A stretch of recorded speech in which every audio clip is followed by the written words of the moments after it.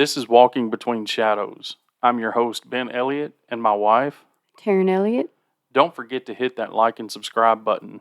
This episode begins now. Hi! Hey, Ben. Welcome to Walking Between Shadows. You ain't got to be a smartass about it. I'm always a smartass. Ain't you figured that shit out yet? I mean, we've been together for 2 fucking years now. You're not a smartass to me, though. But you know what? 2 years, it sounds like I'm making it out to be a long time, but it is literally done that. It has gone by very quick. I know, and I hate that. You know, I think that's why a lot of the times I just want to slow down and, like, just cuddle with you on the couch and, you know, just slow shit down for a minute because we're always going. Yeah, we are always going now. Yeah, I mean, like, I work full-time and we've got a lot of projects going on, and you're working full-time on this stuff, and you've got 2 or 3 projects you're thinking about at once, so Yeah. I just get the idea that I want to slow down sometimes. Yes, me too. Yeah, so we're actually going to take a week off next week. Yes, we are, and I'm looking forward to it. Yeah, but we're doing that for us. However, we love what we do, and I want to say that to our audience. Thank you for being with us here at Walking Between Shadows. We really enjoy what we do, and we learn a lot from this content, and especially when people start giving us feedback, when they subscribe and give us feedback. Yeah. So I want to encourage everybody to subscribe to Walking Between Shadows on YouTube, and when you get there, don't forget to hit like and subscribe and set your notifications for when we publish a new episode. Again, next week we're going to take a week off. Yes, we're taking the week off, and I'm not going to look into any other cases for a minute. For the week, anyway. I'm tired. I'm tired. Yeah. No. I just think we need to slow it down for a day or two. Yeah. It'll be Even nice. though we're still going to be working, we just need to slow down a little bit. Yeah. So this week's case is out of Bells, Tennessee. Yes, it is. It's very close to where we grew up, and it's very alarming, Yeah. to say the least. Yeah, alarming from the fact that somebody could go so crazy and do something so vile, but then get opportunities for parole and stuff like that nobody else that would have probably done the same thing would get. You're right. It doesn't make a lot of sense. It makes zero. And this case, like I said, it's out of Bells, Tennessee, but it was not highly covered in the media. Yeah. So I knew nothing about this case. I don't know if you knew anything about it. I know your mom said something to us about it last year, and I could not find anything. You know, and then I ran across the TikTok on this, and I went into researching it myself. So Yeah. Well, tell me the story. Malia Avalon was born at Jackson General Hospital in Jackson, Tennessee, and her parents were Crystal Avalon Gilbert and Philip Murley Jr. We're going to call him PJ because there's a lot of names in this story. The two were not together, but both had a very strong bond with little Malia. Crystal had full custody of Malia, and PJ would get her every other weekend. Yeah. So that was the custody arrangements at the time. Malia was just over a year old when her dad, PJ, met 24-year-old Molly Jane Rowe. Molly was from Humboldt and the Bells area, too, so Gibson County area, Crockett County area. And she had a 2-year-old son from a previous relationship as well. Very quickly after PJ and Molly met, she moved into his house in Bells. And around this time, too, she suffered a miscarriage. She was also on drugs and alcohol at this time, so on a regular basis. On June the 7th of 2011, PJ asked Molly to watch Malia for a couple hours while he went out of the house. She had her 2-year-old son there, so he probably felt like that was okay to do that and leave Malia there. PJ and Molly were fighting earlier that day, and there were some posts on Facebook kind of showing that they were arguing back and forth. But anyway, she did agree to keep little Malia, and after PJ left, Molly became enraged. So this was a case where these two people got together, and he had a kid, and she had a kid, and potentially, do you know if the miscarriage was between her and PJ, or? I believe it was between her and PJ, but I'm not 100% sure. But it was around the time that she was moving into the home. Gotcha. So it would have been that would have been the end of May. Yeah. And PJ and Crystal had joint custody of their daughter, Malia. Well, Crystal had full custody of Malia, and PJ had Malia every other weekend. So unsupervised, yeah. Okay. So they shared custody that Yeah. way. And so this was the first weekend that Malia was probably there with Molly. Yeah. Alone, anyway, I'm sure. Well, at least since she moved into the house. Right. But she probably already was familiar with her from the dating scene. Do you think that PJ had her around Malia? I would hope so. I mean, I would hope that little Malia had some kind of well, I don't know if it would have been any better or not. Yeah. Okay. So, after PJ left the house, Molly became enraged. Mm-hmm. Not sure if it's because of the fight they had earlier or if it was just because she was using drugs and alcohol at the time. I don't know if she was using it that day or not. Yeah. But on a regular basis, she was using drugs and alcohol. Yeah. And she became enraged, and she took this rage out on 17-month-old Malia, slamming her into a glass table, then picking up the screaming baby and tossing her up against a wall. So PJ comes home, and he wants to know what's wrong with Malia, and Molly says she has no idea. Paramedics come and they rush little Malia to Vanderbilt Medical Center. Very good hospital in Nashville, Tennessee. Oh yeah, one of the best. And once she is there, doctors find that she has suffered a major head trauma. Mm-hmm. And it was similar to that of her being into a car accident. They also found out that she had been abused and raped. So there was a very short investigation that was done by police, and they found that PJ and Crystal were not involved whatsoever, and they were cleared very quickly. Yeah. So the only other person that was left was Molly. Yep. And she was the last one that was with Malia. And so that was the last one. They bring her into custody. They arrest her for child abuse and aggravated rape charges. Mm-hmm. And on June the 11th of 2011, 4 days after the incident, little Malia passed away at Vanderbilt Medical Center. And Molly's charges are changed to first-degree murder at that time. Mm-hmm. PJ took to Facebook right after this and posted that he was single. And when he changed his status to single, everybody's asking, what happened? What happened to Molly? What? Yeah. You know how people do on Facebook. Yeah. And he said that, well, she's killed my daughter. The police have her, and she's going down for first-degree murder. And this was the day after that. She passed away. This was the day, either the day or the day after she passed away. Gotcha. I'm not sure about the date on the post. So in 2013, after some postponing in the trial and all kinds of stuff, drama went on with that, some inmates actually found out what Molly had done to Malia and broke her leg, pretty bad, beat her up pretty bad. So they postponed the trial, but just one day before the trial was set to begin, Molly pled guilty to first-degree murder. Mm-hmm. And it was said that she did this so she could spare the details of what she did to little Malia to her own family. Yeah. And to Malia's family as well. Yeah. So that, to me, was kind of shitty, but at the same time, a trial would have been horrendous, I'm sure. Yeah. Everything would have come out. Oh, they would have had MEs in there talking about all of her injuries and stuff. It would have been grotesque. It would have been grotesque. But it makes you wonder if justice was served. It just does.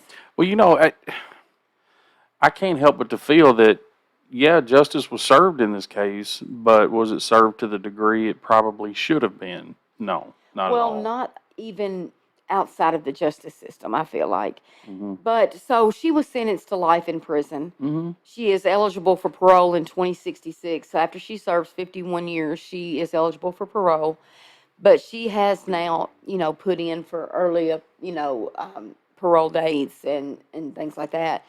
She has been denied at this point, but as of 2019, I found out that Molly was working full-time in the call center at the prison. At the prison doing clerical work. So she was getting to do 12-hour days doing that, she says she doesn't count on anybody for help. You know, she pays her own commissary and, you know, she's able to pay for her own phone calls and things like that. Yeah. She also was attending full-time college at through the Lipscomb Life program. Mm-hmm. She was getting her associates in liberal arts, and she was wanting to start her own business, but was unable to find anybody on the outside to help her. She was wanting to do something like with Etsy. Mm-hmm. So, I mean, is that where people like make crafts and stuff and sell them? and that brings us to what she does during the day when she's not working or in school. She says she's in her cell crocheting, and that's what she was wanting to do, put some of her items for sale on Etsy. Oh, okay. And she needs help with the business on the outside, but Right. can't find anybody to help her do that. So, anyway, and it would be a shitty thing if she was able to make money off of, I mean, it's like Charles Manson or any of these people that get famous off of their art or their poems or whatever bullshit they can put out that anybody else that did not commit these crimes can do too. So, I mean, like my grandmother could crochet very well, and I'm sure that there's people just like my grandmother that can make those things for Etsy that did not murder a 17-month-old baby. Yeah, definitely. So, sorry, don't support that whatsoever. Yeah. And so it's my understanding that she enjoys spending her time crocheting. Molly enjoys spending her time crocheting for her friends and family, and especially for her son, who is now an early teen. So he'd be about 14 years old now. Mm-hmm. And he is being raised by Molly's family. Okay. So are they in Bells as well? I have no idea. We don't know that. I have no idea. I have a hard time with that a little bit. I mean, I read a couple things about Molly's family, and I had read somewhere that one of her brothers had also been charged with abuse of a child, and had went to prison for that too. Mm-hmm. So it's just kind of icky to think that, I don't know, maybe it's not my place to say this, but you're going to send a child back into the same situation where two kids came out after abusing like their kids or other people's kids. I don't know. Yeah, like maybe it's a trend in that family. And with Molly not having to tell the details of what she did to little Malia, it's able to, and she's able to paint that picture however she wants to. Yeah. To her family who has got her son, which, I mean, she did blame him for this too. So she did tell the authorities at first that her 2-year-old son was probably responsible for this because he played too rough. And then she also said that, you know, Malia was throwing a temper tantrum and she dropped her during this. So she used her son as a scapegoat for, what, a few days until they figured out what really happened? Right. So she used her 2-year-old son at first, and then she quickly changed it, saying that Malia was throwing a temper tantrum because, you know, and she dropped her. She picked her up and she dropped her during that. But the truth of the matter is that Molly became enraged. Molly raped a child, a 17-month-old little girl, with her 2-year-old son in the house. Molly also picked that baby up after raping her and threw her against a glass table. And that didn't kill the baby, but she decided to pick her up again and throw her up against the wall. Well, if she'd have just dropped her, she would have had to drop her down like a 10-story flight of stairs or elevator shaft for the damage that she had gotten. Right. Not just on the floor. The injuries on Malia were similar to her being in a very horrific car accident. Yeah. And I'm sorry, a 2-year-old cannot do that, and neither can dropping a baby. No, not at all. I've dropped one of my babies before. That's well, I mean, babies really are kind of tough. You know, well, they're flexible and bendy, and you know, their bones are like you know, they're softer, so they're able to bounce. But I mean, I'm not saying toss your babies, people. What I'm saying is that this took a lot of force, and this was a lot of rage behind this. And it's very hard for me to understand how it's okay for her to pick up some, you know, crocheting needles and sit there and make a sweater for another child that got to stay here. And it's weird to me how she had her son there and had Malia there too, and Why did you pick Malia? Yeah, yeah. She I'm could not have saying very that it easily should have been the attacked her son. son. Should have not been. It could have been. It could have been. Yeah. And thank God it was not him. But it was still Malia. Yeah. So tell me the disposition of the case. Like, what did she get in She lieu of her charges? she was sentenced to life in prison, and she is eligible for parole in 2066. Mm-hmm. And she has, she is basically trying to move up that parole date, but as of now, no success with So that. she got life with the possibility of parole after 51 years. Correct. And now she is trying to present a case to the parole board hearings that she needs out early. Right. Oh yeah. Hmm. Yeah, that's just not right. It's not. It's just. It's so. It's. I have a hard time. I just feel like, good for you, Molly. Good for you. You get to go to college. Good for you. You get to make little sweaters for your friends and family, and you get to Hell, she gets work to every have day. social interaction. Exactly. She gets to breathe air. I mean, And she damn. doesn't have to tell her story, so people won't judge her. Right.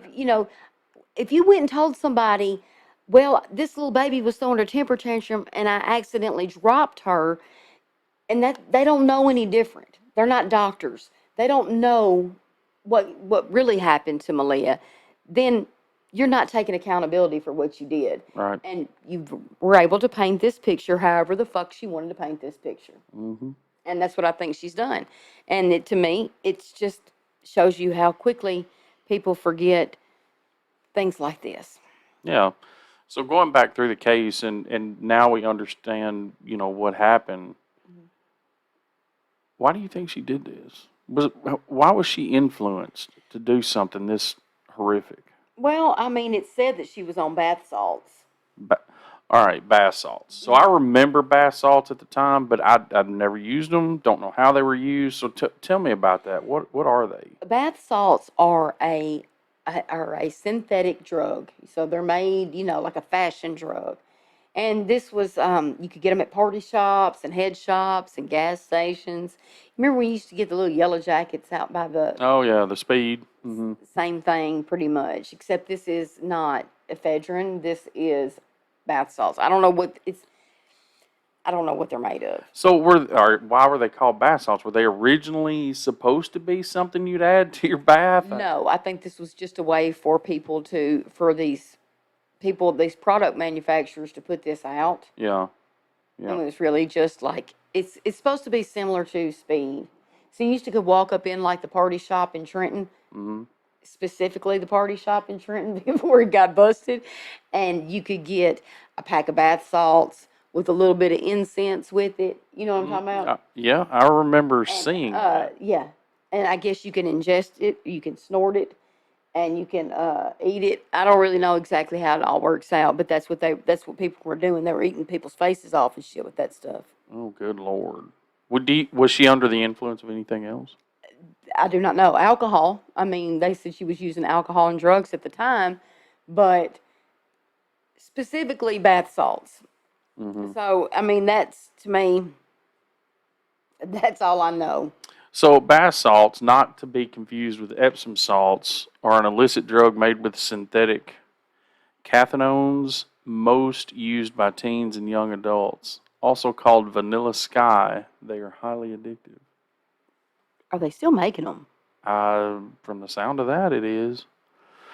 So bath salts, also known as Red Sky, Vanilla Sky, Blue Silk, Ivory Wave, or Purple Wave, are an illicit drug most used by teenagers and young adults. Despite the seemingly innocuous name, this drug can be very harmful.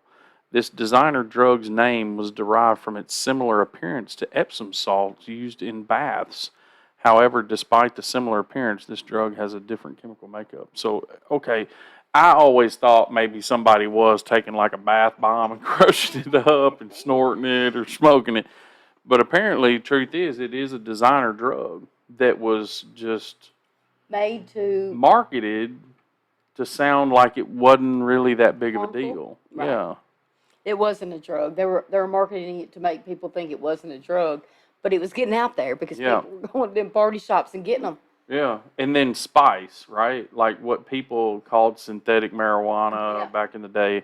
And again, that was something completely off of what marijuana is. Well, that's not marijuana. No, I not don't at know all. what the hell that shit was, but Yeah. it was not incense is what they called this too. Yeah. Incense. So this packet was designed to make me think that I could get a pack of it and go home and run a hot bath and pour the salt in it and soften my skin and burn the incense and relax. But that was not what any of it was for. That was not at all. Okay, all right, makes sense. I don't even know if that stuff melts. I really don't think you're allowed to use that in bath either. I think it says on there, do not use in.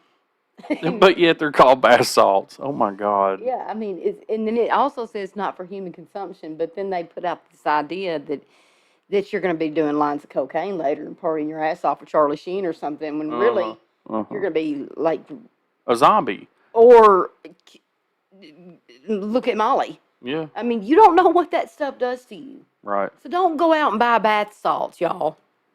It's ridiculous. Drink battery acid. At least we know I mean, what who that'll would do think? to you. Who would think it? I mean, at this time that you would have to tell people not to suck down bath salts. And so you make a good point. I have an interesting saying that, for years speaking professionally at crowds and stuff like that, this saying, it goes like this. A person is highly intelligent. I can sit here and have a conversation with you and you understand me and we can debate it if you don't or if you don't agree or whatever.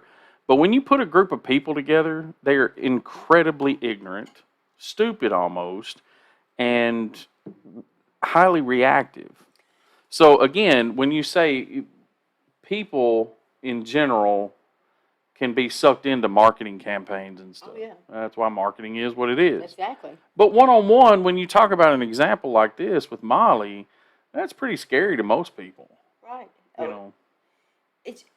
It's just unheard of for a woman to commit this kind of crime. I mean, I believe I read somewhere that 11% of women kill, and 7% of women kill their children, and only 2% of women kill other people's children. Yeah. And then to also rape and kill someone else's child as a woman, I don't even know what the percentages are on that. I don't know. Well, I can say this, like, I grew up naive that anything ever happened, I remember people getting drunk and having wrecks and, or driving crazy and having wrecks and stuff like that. I remember people that would fight when they got drunk or something like that. I just didn't really pay a lot of attention and know that there was so much abuse. And, one of the things that we got told by somebody who worked in law enforcement said that, Gibson and Crockett County by far just grossed them out. Every day that they went to work, there was some kind of case or some work that was incest, infanticide, murder. It was terrible. Yeah. And I didn't know that. I didn't know that till we started walking between shadows and we started researching this stuff. And it's so prevalent. Everywhere though. Everywhere. Yeah, it's not just there. I mean, it's a lot of our cases come out of East Tennessee and, a few in Middle Tennessee. But even where we live now, there's cases of mysterious disappearances and abuse and murder and mayhem. I mean, it's just unbelievable that humanity can be so awful sometimes. Yes, and it is unbelievable at times. I just think that they're the minority. I just think that there's fewer of them, and I hope there's fewer of them than there are the rest of people. I feel like this with all of it. There are criminals, and criminals are people that, might get out and steal a little bit or steal from the government or fraud the government. That there's criminals. And then there's monsters. Yeah. And these are the people that do things like Molly did. These are the things that people like Chris Watts did. Yeah. And for the life of, and pedophiles, any pedophile is classified underneath what I just said. You're a monster. And I just have a very hard time understanding and why they get second chances or why they even get to waste space and put their evil imprint out there in this world, even if it's in prison. And you're putting them with people that are criminals. criminals don't deserve to have to even be around monsters. No, and there's this misconception that our justice system and our prison system rehabilitates people. Now, I would say for somebody that just had a moment and fucked up and got caught, Caught doing what, though? well, like stealing or something, Mm-hmm. yeah, they can be rehabilitated probably yeah. pretty easily. That's criminals. But a pedophile, no, that's part of their DNA. They're not going to be fixed. Ever. And we see case after case after case where someone hurts a child or a woman. Yep. Or anyone, even another man, but usually we're talking about, pedophiles or rapists. They get sentenced, they'll do 3 to 5 years, and then they get out and then they do something atrocious. Mm-hmm. Now, Molly did not, that I know of, did not have a criminal record. Oh, this was not a case like that. No. No way. This, I don't know how this could have been prevented, even. Well, I think it's just the chemical reactions that Right. influenced her. Yeah. And so, yeah, you could argue that, drug education and drug enforcement makes a difference there. No, it don't. It does not. It whatsoever. I mean, like I said, just don't do bath salts. Don't do crack. Don't do coke. Don't do all that shit meth when you have children in your home. Yeah, 'cause crack is whack, man. Yeah, crack is whack. Thank you for watching this episode of Walking Between Shadows. Again, I'm your host, Ben Elliott, and my wife, Taryn Elliott. Don't forget to hit that like and subscribe button and look for new episodes coming soon.